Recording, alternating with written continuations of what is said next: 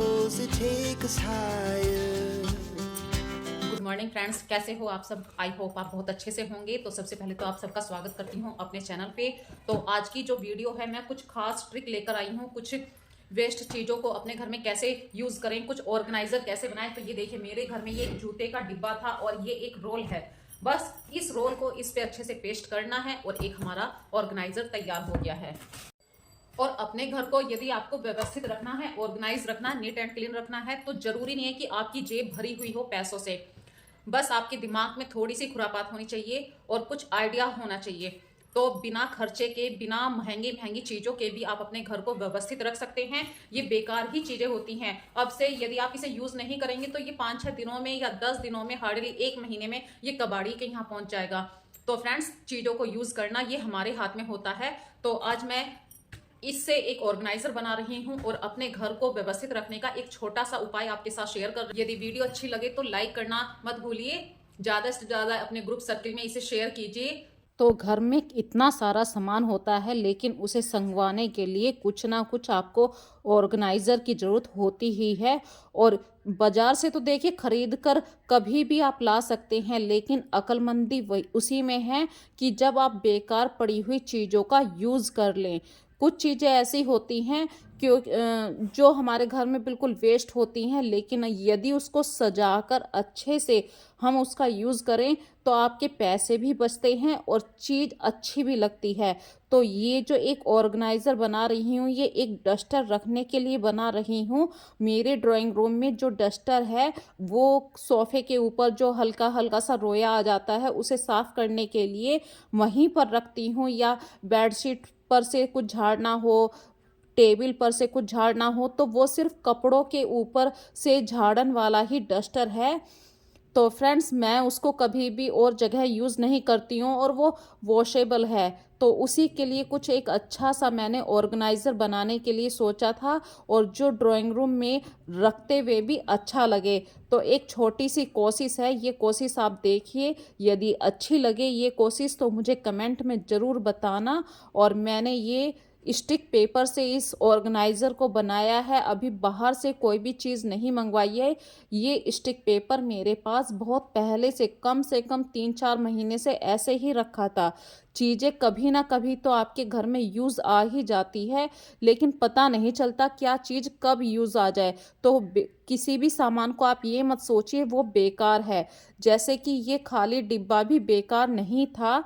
ये आज नहीं तो कल, कल नहीं तो परसों ये फेंक दिया जाता, और इसी को थोड़ा सा दिमाग लगाकर मैंने इसका एक बेस्ट अच्छा सा ऑर्गेनाइज़र बना दिया है। और घर को सजाना किसे अच्छा नहीं लगता है। मैं कोशिश तो बहुत करती हूँ, लेकिन कभी कभी टाइम की कमी हो जाती है। भाई, घर परिवार को भी चलाना होता है, बच्चे भी हैं, और इस समय तो बच्चों के एग्ज़ाम चल रहे हैं। तो आज मुझे थोड़ा सा टाइम इसलिए मिल गया। आस्था भी सुबह की कॉलेज में गई हुई है, कार्तिक के भी स्कूल खुल चुके हैं। पिछले कई दिनों से इनकी विंटर वैकेशन थी, तो इस कारण मुझे बिल्कुल भी टाइम नहीं मिला। आज थोड़ा सा टाइम मिला तो मैंने इन बेकार पड़ी हुई चीज़ों का यूज़ करना सोच लिया और बनाकर एक छोटा सा ऑर्गेनाइज़र तैयार कर लिया। ये चीज़ें होती तो ऐसे हैं कि आप सब सोचते हैं कि अरे कौन बनाए, कितना झंझट है। पर इन्हीं ऑर्गेनाइज़रों को आप जब बाज़ार में लेने के लिए जाते हैं, कम से कम 100 रुपये, 200 रुपये, 300 रुपये, और भी कॉस्टली हो जाते हैं जैसे जैसे उसका साइज बढ़ता है। बन गया ना एक बहुत अच्छा सा ऑर्गेनाइजर। मुश्किल से मुश्किल इसको बनाने में सिर्फ 5 ही मिनट लगे हैं। 5 मिनट में आपके पास एक बहुत अच्छा ऑर्गेनाइजर बन चुका है। चलिए करते हैं अब दूसरी ट्रिक की तैयारी। चाहे तो आप इसको इस तरीके से इसका बेस मजबूत करना है, तो इसके लिए मैं फेविकोल से इसे अच्छे तरीके से चिपका दूंगी और कुछ समय के लिए इसे छोड़ दूंगी, ताकि ये चारों तरफ से अच्छे से चिपक जाए। और जो बचा हुआ सामान है उसी से इस ऑर्गेनाइज़र को बनाऊंगी। कुछ भी बाहर से नहीं खरीद के लाना है। मेरे पास कुछ बचा हुआ ये सामान था, और कुछ कपड़े हैं, बेकार कटिंग है, जैसे कि कोई सूट सिलवाया उसकी बेकार कटिंग होती है। उन्हीं सब का यूज़ करके एक छोटी सी ट्रिक के साथ मैं इस ऑर्गेनाइज़र को तैयार कर रही हूँ। हमारे घर में जितना भी अस्त व्यस्त सामान होता है वो कभी ना कभी तो हमारी ज़रूरत होती है, या बहुत ऐसा सामान होता है टेबल के ऊपर आपको ज़रूरत पड़ती है रखने की, लेकिन आपके घर में जब छोटे बच्चे होते हैं वो बार बार किचन में नहीं जा पाते हैं, तो ऐसा सामान रखिए जो सर्दियों के मौसम में रोज़ शाम को खाया जाए, दोपहर में खाया जाए। तो आप कुछ ना कुछ ऐसा सामान सेंटर टेबल पे रख सकते हैं, डाइनिंग टेबल पे रख सकते हैं। इस ऑर्गेनाइज़र के अंदर ऐसे सामान को रखिए जो आपके बच्चे भी इजीली उठा सकें। We rise like tall buildings as the chemicals they take us higher. तो मेरे पास ये एक बेकार कटिंग ही थी, दोनों तरफ तो मैंने इस डिब्बे की तरफ ये बेकार चिपकाने वाला स्टिक पेपर चिपका दिया, लेकिन जो दो साइड थे वहाँ पर इसकी कमी पड़ गई। अब इस कमी को अच्छे से पूरा करने के लिए मैंने एक कपड़े को अच्छी तरीके से चिपका दिया है, और जब ये कपड़ा नीचे से भी लेकर ऊपर की तरफ तक आई हूँ तो इसमें एक मजबूती भी आई है, और अपनी सेंटर टेबल पे इसको अच्छे से ऑर्गेनाइज़र की तरह आप यूज़ कर सकते हैं। अगली बात आपके साथ शेयर कर रही हूँ, आप कुछ ना कुछ स्टिचिंग का काम करते हैं, क्रोशिया का काम करते हैं सर्दियों में, और जहाँ पर भी आप बैठे हुए कुछ काम कर रहे होते हैं, अचानक से कोई काम आ जाए तो आप उस सामान को वहीं का वहीं छोड़ देते हैं, और घर में यदि कोई गेस्ट आ जाए तो ये फैला हुआ सामान उस समय इतना बुरा लगता है। भले ही आपने पूरे घर को सही से मेंटेन कर रखा है, लेकिन ये एक छोटा सा फैला हुआ सामान उस समय ऐसे लगता है कि हमने अपने घर का क्या बना रखा है। तो इस सामान को संगवाने के लिए मैं कोई ज़्यादा भारी चीज़ नहीं लेकर आई हूँ। जो हमारे पास कागज़ के बहुत सारे रैपर आ जाते हैं, इन कागज़ के जो लिफाफे होते हैं ये ज़्यादा वज़न नहीं उठा पाते हैं, तो अब इसको फेंक तो नहीं सकते हैं। आखिरकार हम एक हाउसवाइफ हैं और इसका कैसे यूज़ करें, और जो हम स्टिचिंग का काम करते हैं, नीटिंग का काम करते हैं, तो इनका वेट भी ज़्यादा नहीं होता, बहुत हल्के से होते हैं। तो मैंने सारी ऊन को, क्रोशिया को, सबको इसमें अच्छे तरीके से अरेंज कर दिया है, और फैली हुई जो बची हुई ऊन थी उसको भी संभाल के इसमें रख दिया है। अब देखिए इस कागज़ के रैपर ने ऊन का सारा वज़न ले लिया है, और इस तरीके से ये हमारा छोटा सा ऑर्गेनाइज़र भी बन गया है, और हमारा ये बेकार भी रैपर फेंका नहीं जाएगा। अगली बात आपके साथ शेयर कर रही हूँ, सर्दियाँ पड़ रही हैं और सभी के घरों में नमक मिर्च सभी यूज़ करते हैं, लेकिन मिर्च है, धनिया है, इनको सुखाने में सबको समस्या आती है। भाई हमारे यहाँ पे तो सूरज बहुत मुश्किल से निकल रहा है, तो मैंने एक छोटी सी ट्रिक को यूज़ करा। जितनी भी देर मतलब 1 घंटे की धूप मिल सकती थी, 1 घंटे की धूप दिखाई धनिए को, मिर्ची को, और फिर हल्का सा 5 मिनट के लिए मैंने इसको गैस पर हल्का सा गर्म होने के लिए रखा। याद रखिए धनिए को आपको भूनना नहीं है, यदि भून दिया तो इसके स्वाद में इसका टेक्सचर बदल जाएगा और धनिया जो होगा वो अलग स्वाद देगा। आपको सिर्फ इसके अंदर से नमी निकालनी है। तो मैंने सिर्फ 5 मिनट के लिए कढ़ाई को गरम ही करा है, और गरम कढ़ाई से जो धनिए के अंदर हल्की सी नमी थी वो ख़त्म हो गई। और जब आप मिर्ची को इस तरीके से करें तो आपको गैस तुरंत बंद कर देनी है, नहीं तो मिर्ची सारे में धसक देगी और आप मिर्ची का रंग भी काला हो जाएगा। तो आपको ये ध्यान रखना है, जैसे कि मैंने ये करछी बीच में डाल दी है, अब मिर्ची जो होगी वो तली में नहीं लगेगी। और हमारा धनिया पीस कर देखिए कितना बारीक धनिया पीस चुका है। We rise like tall buildings as the chemicals they take us higher. और मिर्ची में अच्छा सा रंग लाने के लिए एक छोटी सी बात आपके साथ शेयर कर रही हूँ। जब आप मिर्ची को पीसें तो इसमें कम से कम आधा चमचा, जो सब्जी वाला चमचा होता है, इतना तेल डाल दीजिए। ये तेल डालने की वजह से एक तो मिर्ची अच्छी बनेगी, अच्छा कलर देगी, जब आप सब्जी बनाएंगे तो अच्छा कलर देगी और तीखी भी होगी। ये देखिए मैंने थोड़ा सा अच्छी तरीके से इसको पीस लिया है, कलर कितना अच्छा आया है। यदि आप तेल नहीं डालेंगे तो ये थोड़ा सा ऐसे लगेगा जैसे ईंट का बुरादा हो। पिसी हुई लाल ईंट होती है, कुछ ऐसी लगती है, लेकिन तेल डालने से इसका मिर्ची का रंग बहुत अच्छा आया है। तो फ्रेंड्स, यदि आप भी इस तरीके से मिर्ची को पीसते हैं तो मुझे कमेंट सेक्शन में ज़रूर बताना। ये छोटी छोटी सी बातें होती हैं जिनको मैं आपके साथ शेयर करती हूँ। हर किसी के घर में कुछ ना कुछ तो ट्रिक यूज़ होती हैं। यदि आपके घर में कोई ट्रिक यूज़ होती है या कोई छोटी सी नॉलेज आपके पास है तो मुझे कमेंट सेक्शन में ज़रूर बताना, ताकि मैं उस ट्रिक का यूज़ कर सकूं।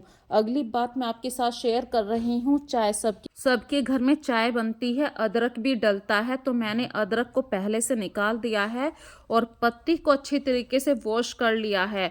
अब इस पत्ती से जो एक्स्ट्रा पानी था वो भी निकल गया है, और जो हमारे सर्दियों में पौधे मरने वाले थे उनकी जड़ को थोड़ा सा खोद कर मैं ये पत्ती थोड़ी थोड़ी उनके अंदर डाल दूंगी, और फिर मैं ऊपर से मिट्टी डाल दूंगी। तो जो हमारे मरे हुए पौधे थे, एक तरीके से इन्हें थोड़ी सी खाद पानी मिल जाएगी। सर्दियां चल रही हैं, इन्हें कोहरे से बचाने के लिए फ्रेंड्स, रात के वक्त में या तो सारे पौधों पर, जो फ्लावर वाले पौधे हैं, इन पर कपड़ा ढक दीजिए या फिर इन्हें अंदर रख लीजिए।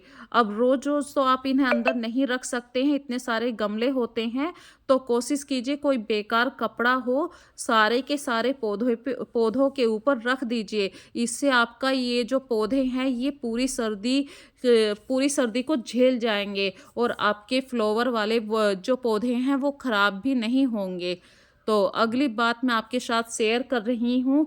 हर किसी के घर में बर्थडे पार्टी होती ही है, या केक आता है, किसी ना किसी बहाने से केक आता है। इस बार जो मैं एक छोटा सा ऑर्गेनाइजर बना रही हूँ, कोई कपड़ा नहीं है, कोई पेपर नहीं है, बस स्टेपलर पिन है और ये गत्ते वाला डिब्बा है। इसको मैंने बिल्कुल उल्टा कर दिया है, जो अंदर वाला भाग था वो बाहर लेकर आ गई हूँ, ताकि एक नया सा लुक दिखाई दे। और जो इसका बेस कच्चा था वहाँ पे मैंने फेविकोल डालकर इसको मजबूती दे दी है। थोड़ा सा एक वाइट पेपर चिपका दूंगी ताकि और भी ज़्यादा मजबूती आ जाए। We rise like tall buildings as the chemicals they take us higher. As a organizer अब आप इसे यूज़ कर सकते हैं। बहुत सारे क्लीनिंग के सामान होते हैं जो हमें रखने होते हैं। एक छोटा सा ऑर्गेनाइज़र बिना खर्चे के आपके घर में तैयार हो गया है। ये छोटी सी ट्रिक बताना फ्रेंड्स। अब ये डस्टर वाली बात मैं आपके साथ शेयर कर रही हूँ। ये एक ऐसा डस्टर है, आप चाहे इससे कैसे भी, मतलब जैसे कि हमारी ये टेबल होती है, डाइनिंग टेबल होती है या सोफ़ा है, बच्चे बैठते हैं, कुछ ना कुछ खाने पीने के कण गिर ही जाते हैं, तो उसको झाड़ने का ये बहुत अच्छा डस्टर मुझे मिल गया। और सबसे अच्छी बात है, ये आराम से धुल भी जाता है। जब ज़्यादा आपको लगे गंदा हो चुका है तो आप इसे हाथ से धो सकते हैं। इस डस्टर की हेल्प से मुझे बहुत अच्छा ये हुआ कि झाड़ने वाली जो प्रॉब्लम थी वो ख़त्म हो गई है। पहले मैं किसी ना किसी गद्दी से झाड़ा करती थी, जैसे कि अभी इस वीडियो में आपके साथ दिखाया होगा मैंने, या किसी कपड़े से झाड़ा करती थी, लेकिन इस डस्टर की हेल्प से मुझे बहुत हेल्प मिली है। और वो जो ऑर्गेनाइज़र स्टार्टिंग में मैंने बनाया था वो इसी डस्टर को रखने के लिए बनाया था, क्योंकि कहीं ना कहीं हमारे ड्राइंग रूम में जब हम अच्छी अच्छी चीज़ें रखते हैं तो जो ऑर्गेनाइज़र होते हैं वो भी अच्छे दिखाई देने चाहिए, क्योंकि पूरे ड्राइंग रूम का लुक चेंज हो जाता है इन छोटे छोटे सामानों से। और अपने ड्राइंग रूम में एक छोटा सा नोटिस पैड ज़रूर रखिए। कभी ना कोई किसी नंबर को देने के लिए, कि कोई भी आपके घर में आ जाता है कि नंबर दे दीजिए या ये एड्रेस दे दीजिए, तो आपको बार बार इधर उधर भागना नहीं पड़ेगा। छोटी सी डायरी नोट हमेशा रखिए। ये एक हैंगर की ट्रिक है भाई। बच्चे शाम को जब स्कूल से आते हैं, 3 बजे का टाइम होता है, अब 3 बजे तो आप कपड़े धोने के लिए नहीं जाएंगे, तो बच्चों की जो ड्रेस होती है या आपके हस्बैंड बाहर से आए हैं, जो उनके बनियान होते हैं, शर्ट होती है, मफरल होते हैं, अब इसको कल ही धोया जाएगा, तो आप एज ए मतलब गंदे कपड़े इसमें डाल सकते हैं, अब वे बुरे भी नहीं लगेंगे। और ये एक हुक है, कई लोहे के जो डिब्बे होते हैं जिनमें कैन भी हो सकती है, वहाँ से ये हुक मैंने लिया है। इस तरीके के हुक को आप हैंगर में यूज़ करके एक हैंगर पर आप 2 हैंगर का यूज़ कर सकते हैं।